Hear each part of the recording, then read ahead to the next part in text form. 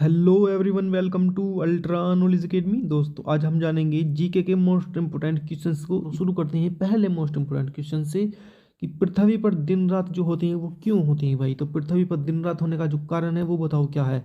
Option है दैनिक गति के कारण, वार्षिक गति के कारण, या छमाही गति के कारण, या तिमाही गति के कारण। तो यहाँ पर ये समझ में आ रहा है गति का कारण तो है, पर ये नहीं पता कि कौन सा गति का कारण है, तिमाही, छमाही, वार्षिक या दैनिक। तो पृथ्वी पर जो दिन रात होते हैं वो भाई होते हैं दैनिक गति के कारण। ठीक है, तो इसका ए ऑप्शन सही है, दैनिक गति के कारण पृथ्वी पर दिन रात होते हैं। क्या इसका आंसर आप सभी को पता था? कमेंट में जरूर बताना। नेक्स्ट क्वेश्चन देखते हैं, सबसे बड़ा ग्रह कौन सा है। इसका आंसर तो यार कक्षा 1 के बालक को भी पता होगा। इसका आंसर क्या है? इसका आंसर जो है वो बृहस्पति ग्रह है। तो बृहस्पति ग्रह जो है वो सबसे बड़ा ग्रह है। चलो ठीक है, देखते हैं नेक्स्ट क्वेश्चन, सबसे छोटा ग्रह कौन सा है। तो यार ये भी कक्षा 1 का सवाल है, सबसे छोटा ग्रह कौन सा है। तो सबसे छोटा ग्रह जो है वो है बुध, है ना। बुध सबसे छोटा ग्रह है। ठीक है, देखते हैं नेक्स्ट क्वेश्चन कौन सा है। अगुलहास धारा किस महासागर में बहती। तो यार ये क्वेश्चन थोड़ा सा अटपटा सा है। अगुलहास धारा जो है वो किस महासागर में बहती है।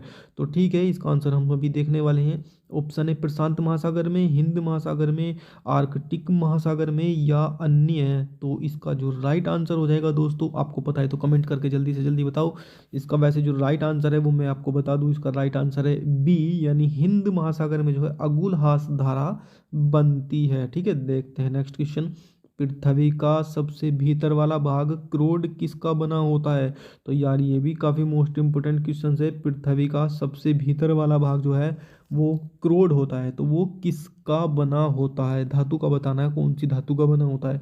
तांबा और जस्ते का, या निकिल और जस्ते का, या लोहा और जस्ते का, या लोहा और निकेल का। तो यार इसका जो राइट आंसर है ना वो है ऑप्शन डी, यानी ये लोहे का और निकेल का, यानी ये दो धातु हैं लोहा और निकेल, इनका बना हुआ होता है क्रोड कहते हैं जिसको, पृथ्वी का भीतरी भाग। ठीक है दोस्तों, नेक्स्ट क्वेश्चन देखते हैं, मैग्नीज के उत्पादन में भारत का दूसरा स्थान है। तो पहला स्थान बताओ भाई किसका है। वेरी मोस्ट इंपोर्टेंट क्वेश्चन है यार ये भी। पहला जो है वो कौन सा है ये बताना है। तो फ्रांस है, रूसी संघ है, कनाडा है, या संयुक्त राज्य अमेरिका है। तो दोस्तों इसका राइट आंसर जो है ना वो है ऑप्शन बी, यानी ये जो है रूस जो है, संयुक्त रूस था ना ये पुल है। तो ये रूस जो है यही है पहले स्थान पर, और दूसरे स्थान पर हमारा भारत है। ठीक है दोस्तों, नेक्स्ट क्वेश्चन देखते हैं, निम्नलिखित में से कौन देश कोयले का सबसे बड़ा उत्पादक है। तो यार कोयले का सबसे बड़ा उत्पादक देश बताना है कौन सा है। तो ऑप्शन 4 है ब्राजील, भारत, अमेरिका, या चीन। तो दोस्त इसका जो राइट आंसर है वो है ऑप्शन सी, यानी अमेरिका जो है वो कोयले का सबसे बड़ा उत्पादक देश है। जी हाँ दोस्तों, देखते हैं नेक्स्ट क्वेश्चन क्या है, इनमें किसको जापान का मैनचेस्टर कहा जाता है। जी दोस्तों, जापान का मैनचेस्टर बताना है किसको कहा जाता है। नीचे चार ऑप्शन दिए गए हैं, ओसाका, टोक्यो, नागासाकी, या याकोहामा। तो दोस्तों इसका राइट आंसर जो है वो है ओसाका। ओसाका जो है जापान का मैनचेस्टर कहलाता है। दोस्तों क्या आपको इसका आंसर पता था? नीचे कमेंट में जरूर बताना। देखते हैं नेक्स्ट क्वेश्चन, भारत के स्वतंत्रता संघर्ष के दौरान डेक्कन एजुकेशनल सोसाइटी नामक संस्था की स्थापना किसने की थी। तो दोस्तों इसका जो राइट आंसर है वो हम देखने वाले हैं, जवाहरलाल नेहरू ने, या रविंद्रनाथ टैगोर ने, या बाल गंगाधर तिलक ने, या व्योमेश चंद्र बनर्जी ने। किसने की थी भाई डेक्कन एजुकेशनल सोसाइटी की स्थापना। तो इसका राइट आंसर जो है दोस्तों वो है सी, यानी बाल Gangadhar Tilak. Very most important question है दोस्तों, ये याद कर लेना। नेक्स्ट क्वेश्चन देखते हैं, 1857 के गदर के समय भारत का गवर्नर जनरल कौन था। यहाँ पर ये एक शब्द आया है गदर। गदर का मतलब ये है कि 1857 का जो संग्राम हुआ था, जो युद्ध हुआ था, जो भिड़त हुई थी, जो अंग्रेज जो अधिकारी थे उनके साथ, जो हमारे देश के अधिकारी थे, या जो कुछ आर्मी के अधिकारी थे, पुलिस के, उसके साथ जो भिड़त हुई थी उसको गदर कहा गया है। गदर मतलब एक तरीके से जो आतंक फैल जाता है, जो भीड़, मॉब लिंचिंग जैसा जो हो जाता है कुछ इस तरीके से। तो ऑप्शन 4 है Lord Canning, Neil Armstrong, John Mathai, या अन्य। तो दोस्तों इसका जो राइट आंसर है वो है ऑप्शन ए, यानी लॉर्ड कैनिंग जो है भारत का गवर्नर जनरल था उस समय जब 1857 का जो है गदर हुआ था, यानी जो झड़प हुई थी, जो युद्ध टाइप में, जो आंतरिक गृह युद्ध जो हुआ था 1857 के समय में। ठीक है दोस्तों, नेक्स्ट क्वेश्चन देखते हैं, भारत भारतीयों के लिए नारा किस संस्था ने दिया था। भारत भारतीयों के लिए, तो नारा जो है ये किस संस्था ने दिया था। अशासकीय संस्था ने, आर्य समाज ने, ब्रह्म समाज ने या अन्य ने। तो दोस्तों इसका राइट आंसर जो है वो है ऑप्शन बी, यानी आर्य समाज ने ये नारा दिया था कि भारत जो है भारतीयों के लिए। ठीक है दोस्तों, नेक्स्ट क्वेश्चन देखते हैं। नेक्स्ट क्वेश्चन है, विंध्याचल और सतपुड़ा पहाड़ियों के बीच से होकर बहने वाली नदी बताओ कौन सी है। तो अभी बताते हैं, रुको।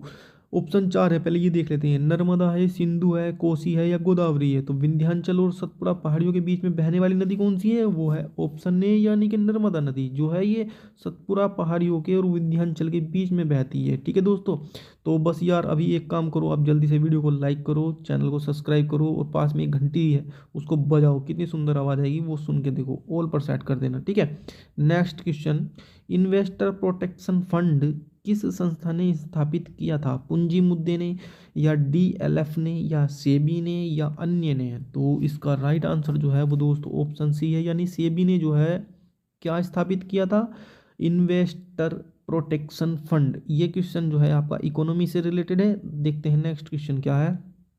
कुंडापुर एवं करवार कच्छ वनस्पति स्थान कहाँ स्थित है। तो ये है कुंडापुर एवं करवार कच्छ वनस्पति स्थान कहाँ स्थित है। केरल राज्य में, कर्नाटक राज्य में, तमिलनाडु राज्य में या त्रिपुरा राज्य में। तो दोस्तों इसका राइट आंसर जो हो जाएगा वो हो जाएगा ऑप्शन बी, यानी कर्नाटक राज्य में क्या है, कुंडापुर और करवार कच्छ वनस्पति है। देखते हैं नेक्स्ट क्वेश्चन, भारत की प्रथम बहुउद्देश्य परियोजना किस नदी पर बनाई गई थी। जल्दी से बताओ, भारत की प्रथम बहुउद्देश्य परियोजना जो थी वो किस नदी पर बनाई गई थी। तो ऑप्शन 4 है दोस्तों, ध्यान से देखो, कावेरी नदी, गंडक नदी, दामोदर नदी या यमुना नदी। तो राइट आंसर आपको पता है तो जल्दी से कमेंट में बताओ, वरना मैं बता रहा हूँ अभी। इसका राइट आंसर क्या है, राइट आंसर है ऑप्शन सी, यानी दामोदर नदी।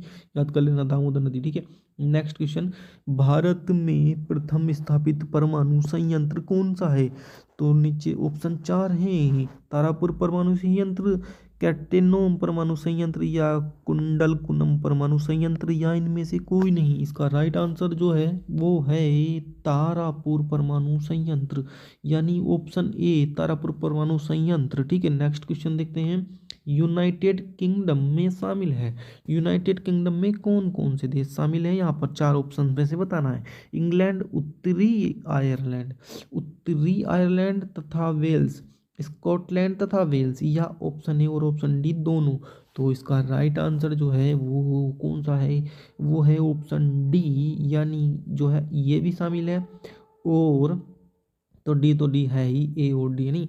तो इंग्लैंड तथा उत्तरी आयरलैंड जो है यूनाइटेड किंगडम में शामिल है। नेक्स्ट क्वेश्चन देखते हैं, आगरा शहर को किसने बसाया था। इसका आंसर तो आप सभी को पता ही होगा यार, इसका आंसर जो है वो है ऑप्शन ए, सिकंदर लोदी ने आगरा शहर को बसाया था। ठीक है, देखते हैं नेक्स्ट क्वेश्चन, राष्ट्रीय प्रतीक के निचले भाग में उत्कीर्णित शब्द सत्यमेव जयते जो है वो कहाँ से लिया गया था। कहने का मतलब यही है कि भाई सत्यमेव जयते कहाँ से लिया गया, सीधा सीधा पूछो ना, ऐसे आलतू फालतू में क्यों पूछ रहे हो। राष्ट्रीय प्रतीक के निचले भाग में घुमाने फिराने के चक्कर में पड़ गए यार, सीधा सीधा पूछो सत्यमेव जयते कहाँ से लिया गया है। पुराण से, जातक से, मुंडकोपनिषद से या महाभारत से। इसका राइट आंसर आप सभी को पता भी होगा, मुझे भी पता है। इसका राइट आंसर है मुकनोपनिषद से लिया गया है सत्यमेव जयते। ठीक है, नेक्स्ट क्वेश्चन देखते हैं, अशोक के शिलालेखों की लिपि क्या थी या क्या है। अशोक के शिलालेख जो है किस भाषा में लिखे हुए हैं, गुरुमुखी में, ब्राह्मणी में, देवनागरी में या हेरोग्लिफिक में। तो इसका राइट आंसर जो है वो है ऑप्शन बी, यानी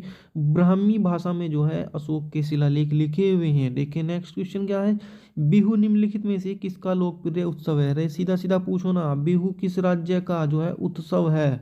तो हमको पता है इसका आंसर, उत्सव जो है ये बिहू असम राज्य का है, आपको भी पता हो, नहीं पता तो याद कर लेना, बार बार पूछा जाता है एग्जाम में। नेक्स्ट क्वेश्चन देखते हैं, विवेकानंद रॉक मेमोरियल कहाँ स्थित है। विवेकानंद रॉक मेमोरियल कहाँ स्थित है, अंडमान निकोबार द्वीप में समूह में या लक्षद्वीप समूह में या केरल में या तमिलनाडु में। तो इसका राइट आंसर जो है वो तमिलनाडु में, विवेकानंद रॉक मेमोरियल जो है वो तमिलनाडु राज्य में है। नेक्स्ट क्वेश्चन देखते हैं, महात्मा गांधी को राष्ट्रपिता के रूप में उल्लेख सबसे पहले किसने किया था। महात्मा गांधी को राष्ट्रपिता कह करके किसने संबोधित किया था, कहने का मतलब ये है। तो सुभाष चंद्र बोस ने, जवाहरलाल नेहरू ने, वल्लभ भाई पटेल ने या इनमें से कोई नहीं। तो कोई तो है भाई जिन्होंने ये कहा था कि ये राष्ट्रपिता इनको कहा था महात्मा गांधी को। मैं बताता हूँ किसने कहा था सुभाष चंद्र बोस ने। ठीक है, सुभाष चंद्र बोस ने सबसे पहले महात्मा गांधी को राष्ट्रपिता के रूप में उल्लेखित किया था। नेक्स्ट क्वेश्चन, प्रथम गोलमेज सम्मेलन कहाँ हुआ था? अरे यार, कितनी बार पूछा जाएगा ये सवाल, बार बार हर एग्जाम में पूछा जाता है। प्रथम गोलमेज सम्मेलन कहाँ हुआ था, कहाँ हुआ था, कहाँ हुआ था? तो इसका राइट आंसर जो है वो है ऑप्शन बी, लंदन में हुआ था, लंदन में हुआ था। ठीक है, नेक्स्ट क्वेश्चन देखते हैं। देश का लौह पुरुष किसे कहा जाता है? अरे यार, ये तो कक्षा 1 का सवाल है। देश का लौह पुरुष किसे कहा जाता है? बच्चे बच्चे को पता है किसे कहा जाता है। सरदार वल्लभ भाई पटेल को कहा जाता है। इतना हल्का क्वेश्चन है। तो फिलहाल तो हमने इस वीडियो में हल्के हल्के सारे क्वेश्चन देख लिए हैं। इस वीडियो में इतना ही, मिलते हैं फिर किसी और नेक्स्ट वीडियो में और हल्के हल्के क्वेश्चनों के साथ में। इस वीडियो को लाइक करो, अभी चैनल को सब्सक्राइब करो, तुरंत, पैसा नहीं लगेगा एक भी। घंटी गोल पर सेट करो और देखो कितनी सुंदर आवाज़ निकलती है।